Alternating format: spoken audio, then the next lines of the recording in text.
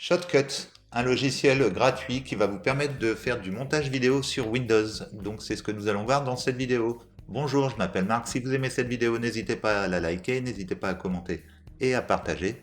Et n'hésitez pas non plus à cliquer sur le lien qui se trouve sous la vidéo pour accéder à un utilitaire gratuit qui va vous permettre d'utiliser les sous-titres de YouTube pour écrire un article de blog ou écrire un e-book par exemple. Shotcut, un logiciel de montage vidéo gratuit que vous allez pouvoir télécharger en allant directement sur Google, donc ici, et vous tapez Shotcut. Ça s'écrit S-H-O-T-C-U-T.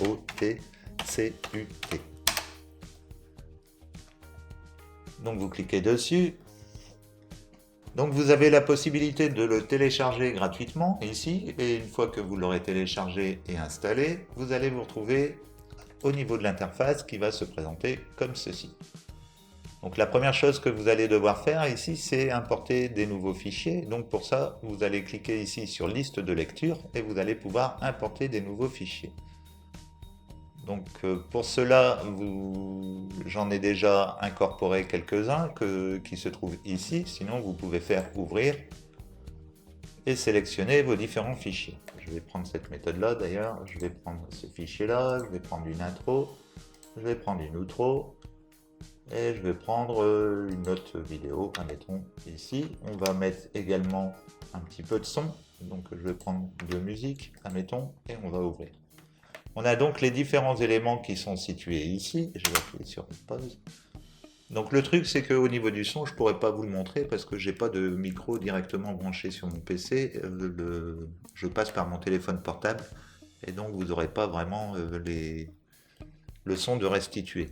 Mais sinon, on va quand même expliquer comment on va pouvoir travailler tout ça. Donc la première chose qu'on peut faire dans notre projet ici, c'est cliquer et ajouter une piste vidéo. Une fois qu'on a ajouté une piste vidéo, on peut également recliquer avec un clic droit et ajouter une piste audio. Une fois que vous avez inséré vos deux pistes, votre piste vidéo et audio, on peut aller chercher notre premier élément qui sera ici une image et qui sera le début de la vidéo pour YouTube. Quel que soit le média, les fonctions que je vais vous présenter seront valables au niveau des coupes, au niveau du raccordement, etc. Ce sera la même chose quel que soit le média. Donc je vais vous expliquer ici directement sur une image et on va voir ce qu'on peut faire avec une image. Au niveau de l'image, ce que vous pouvez faire, c'est la dimensionner à la taille que vous voulez. Au niveau de la durée, vous avez ici dans l'espace en bleu la durée de l'élément. Donc vous pouvez sélectionner une durée selon la timeline qui se situe ici. Donc la timeline, c'est en fait le déroulement de votre vidéo dans le temps. Si jamais vous voulez faire une coupe au milieu de l'élément, il vous suffit de déplacer le curseur à l'endroit désiré. Vous pouvez également augmenter le zoom pour avoir une coupe plus précise. Et une fois que vous avez bien déterminé la partie que vous voulez sectionner, vous appuyez sur S. Vous vous retrouvez avec deux parties. Vous pouvez alors déplacer le curseur un peu plus loin et vous pouvez appuyer à nouveau sur S pour pouvoir réaliser une seconde coupe. Une fois que c'est fait, vous pouvez sélectionner la partie qui se trouve au milieu et appuyer sur la touche Supr pour supprimer définitivement l'élément. On se retrouve donc avec trois parties. On va avoir la première partie, ensuite on va avoir du noir et on va avoir la deuxième partie. Pour pouvoir raccorder les deux éléments, vous faites un clic droit sur la partie où il n'y a rien et vous sélectionnez supprimer. Les deux parties vont se raccorder l'une derrière l'autre. Voilà, donc ça c'est pour une coupe simple au niveau d'une image, d'une vidéo ou du son. Comme ça vous savez comment on fait les coupes, ça évitera d'y revenir. Donc là, je ne vais pas réaliser de coupe, je vais faire du CTRL Z pour revenir en arrière et je vais sélectionner l'élément avec une durée de 5 secondes. Imaginons qu'ici, ça serait l'introduction à notre vidéo. On aurait ensuite une vidéo qui présenterait la chaîne, c'est-à-dire une vidéo, un teaser qui permettrait à la chaîne de marquer son titre. Donc on peut ici sélectionner l'élément que l'on veut garder. Alors au début il y a beaucoup de noir, donc je vais supprimer le noir. Voilà, ici, j'appuie sur S et je peux supprimer la partie qui ne m'intéresse pas. Je vais faire la même chose pour la fin de la vidéo. Donc vous voyez, hein, c'est une vidéo et c'est exactement la même façon de faire que sur une image. Ici, je clique sur S, je sélectionne mon élément et je le supprime. Une fois que c'est fait, ici, je vais supprimer l'espace qui se situe entre les deux et je vais chevaucher légèrement la vidéo au-dessus du premier élément. On a maintenant une transition qui se fait automatiquement entre les deux éléments. On peut aller voir si vous voulez, ici. Quand je vais appuyer sur Play, on a bien une transition qui se fait au niveau de l'élément. Donc ensuite, au niveau de l'introduction, on aurait à nouveau une vidéo. Donc on va représenter ça par une image, ici, qu'on peut également superposer pour faire à nouveau une transition. Alors quand vous êtes comme ça, c'est qu'il n'y a pas de transition. Donc ce qu'il faut faire, c'est la redécaler sur le côté et revenir à nouveau la positionner pour que la transition, elle se fasse correctement. Une fois que vous avez fait votre transition, on peut aller chercher maintenant la page de fin qui serait en fait notre outro. Donc, ce qui permet d'afficher abonnez-vous, etc. Et pareil, on va le chevaucher pour avoir une transition.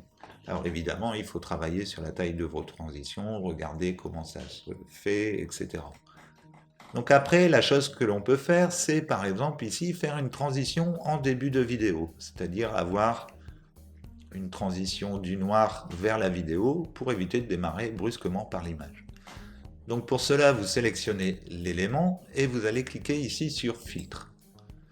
Une fois que vous avez cliqué sur Filtre, vous cliquez sur le plus et vous allez sélectionner, comme ici on est sur une image ou une vidéo, on va sélectionner Vidéo et ici on va pouvoir ajouter un fondu entrant. Vous pouvez voir ici qu'on a une partie en gris. Il est possible également de modifier cette partie en gris en se positionnant au niveau de la pointe. Vous avez un petit curseur noir qui clignote là, qui apparaît, et vous allez donc pouvoir étendre la durée d'introduction ou de finition de votre vidéo. Donc je vais faire une introduction toute simple ici, et ici je peux répéter l'action, mais ce coup-ci en ajoutant un fondu à la fin. Donc je vérifie que je suis toujours sur la position vidéo au niveau des filtres, et je peux faire un filtre sortant. Donc vous voyez que c'est vraiment très simple pour mettre ici un filtre au niveau de la vidéo. Donc on peut voir ici que ça démarre doucement par un fondu et ensuite on a la vidéo. Une fois que vous avez fait tous les montages comme ça, ce que vous pouvez faire maintenant, c'est ajouter du son. Donc pour ça, on revient dans les listes de lecture et on va pouvoir sélectionner ici du son. Donc je vais descendre une barre ici et je vais venir la positionner à l'intérieur. Je vais pouvoir la stabiliser à cet endroit-là. Je vais couper à la fin pour qu'il soit à la même longueur que mon projet. Ici. Et je peux cliquer sur la touche S. On se retrouve donc avec deux sections. Je peux supprimer la section ici. Et également ici, si je veux, je peux ajouter des filtres en début et en fin d'éléments. Il suffit pour cela que je clique sur Filtre, je clique sur Plus. Ce coup-ci, on sélectionne Audio et on va pouvoir rajouter un fondu sortant et également un fondu entrant.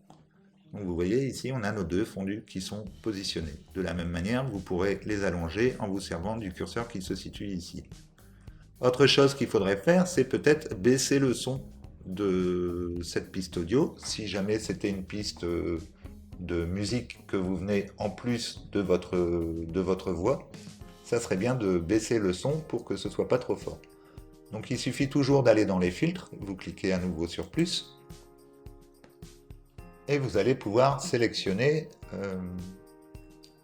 le gain et le volume ici.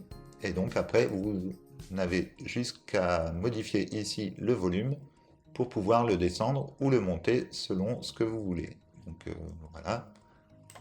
Donc ça, c'est vraiment les filtres de base qui sont intéressants à voir. Vous pouvez voir que vous en avez tout un tas, donc je vous laisse regarder un petit peu ce que vous pouvez faire. Pareil au niveau des vidéos, vous avez tout un tas de filtres à votre disposition. Vous pouvez même masquer pour des fonds verts. Donc c'est déjà un logiciel très puissant. Shotcut est vraiment efficace pour le montage vidéo. Donc après, ce qu'on peut faire, on va revenir ici sur la liste de lecture. On a maintenant l'ensemble de notre vidéo qui est faite. La seule chose qui est embêtante, c'est qu'ici on a du son, et ici sur la vidéo qui se situe au-dessus, on a également du son. Donc pour remédier à ça, vous faites un clic droit sur l'élément, et on va pouvoir détacher l'audio. Donc pour ça, on clique ici sur détacher l'audio, et on se retrouve donc avec deux pistes. Ensuite, il suffit de sélectionner la piste qu'on n'a pas besoin, et de la supprimer, pour avoir ici uniquement la vidéo et non plus l'image. Faites attention, vous faites des transitions, donc vous avez également ici peut-être du son qui s'insère au milieu. Le mieux, c'est de séparer le son de la vidéo avant de faire votre montage. Donc voilà, ça sera pour les fonctionnalités simples de Shotcut qui vous permet de faire des montages et des coupes au niveau de vidéo. J'espère que cette vidéo vous aura plu. Si vous aimez cette vidéo, n'hésitez pas à la liker, n'hésitez pas à commenter et à partager. Et n'hésitez pas non plus à cliquer sur le lien qui se trouve sous la vidéo pour accéder à un utilitaire gratuit qui va vous permettre d'utiliser les sous-titres de YouTube pour écrire un article de blog ou écrire un e-book par exemple. On va voir le résultat.